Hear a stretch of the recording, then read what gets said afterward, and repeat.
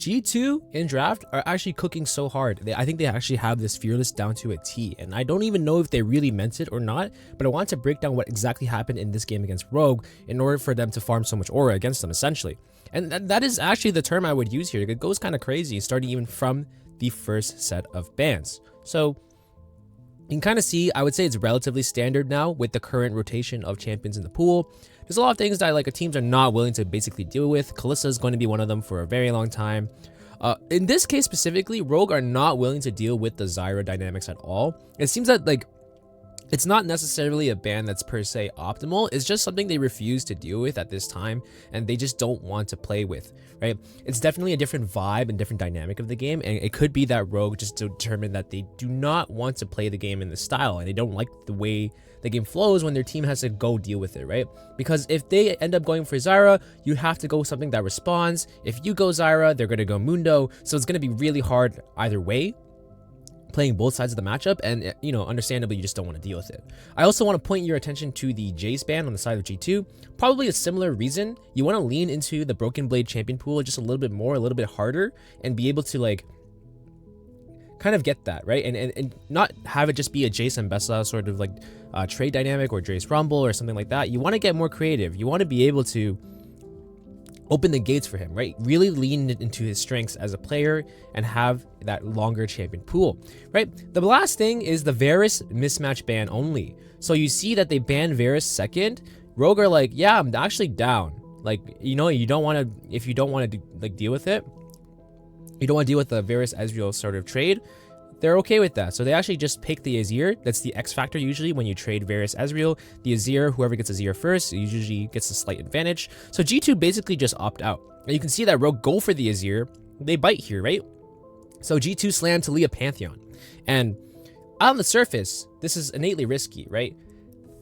And it's not because of the Taliyah pick, it's because of the Pantheon pick. Because Pantheon is a good champion in certain contexts in the freelist environment at the moment, but he's usually reserved for a game 2-3 type of scenario. When a lot of champions have been removed from the field, then he starts to go up in value quite a bit.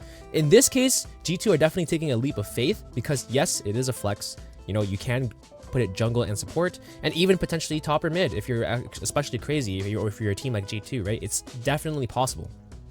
However, their eyes are most likely on the jungle support flex in this case, and because of the fact that it pairs well with the Taliyah, this is the only reason why they're banking so hard on it, right? And this gives Rogue something to chew on the entire time. You can see they respond with Sejuani Ezreal, basically a standard non-answer, and then G2 respond with Kai'Sa. So basically, in this case, because of the way they manipulated the bans, and because of how the bans played out on the Rogue side as well, it actually, basically G2 manipulated this entire draft to go exactly the way they wanted to, right?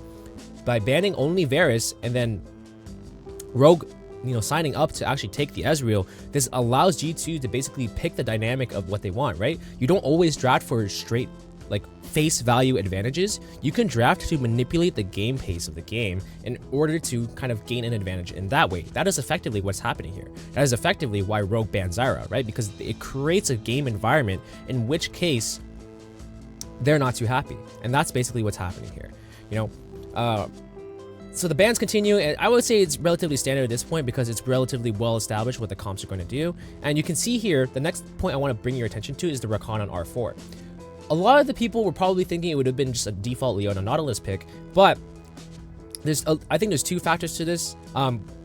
One being that the Leona Nautilus is like relatively standard and it doesn't bring much value per se. It's just like, you know, you need utility. So it gives Rogue a lot of resources to kind of actually just, if they identify that, then you can go backwards, and then they could go things like Braum. It would cause a lot of issues. If you go Rakan, it negates the Braum, and G2's comp can still do what they want. And on top of that, it actually prevents Rogue from going Rakan themselves, right? Because G2 have a relatively slippery comp. A champ like Rakan on the Rogue side would actually ran them out really well. So it's hedging against a lot of things. And this jungle support flex basically gives them enough options to kind of cash this in at this point, right? And Rogue are forced to blind, and then they can cash out with a Galio R5. Lovely stuff from G2. You can tell that they basically, it looks like they didn't really have much say, but they actually manhandled this draft, the way they piloted it. And the best part is that this carries into the second game, right?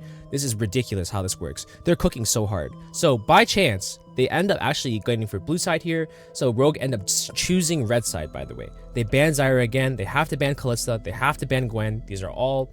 The latter two are basically insta bans because they're just not... There's no circumstance in which case they're willing to let this go through B1. And then they ban the Zyra because Zyra, right?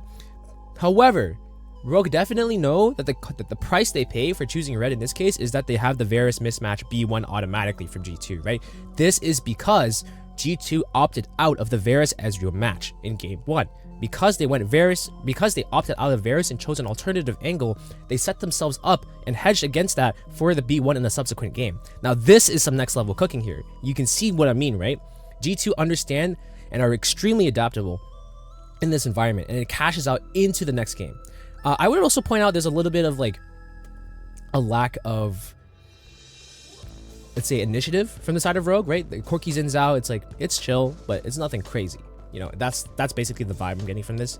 Yes, Corki soft flex mid 80 carry, could do okay into Varus. I don't think they're the biggest fans. They go Sylas R3, hear me out, because they go for it. They identify a timer on Sylas R3 because they want to go for it blind.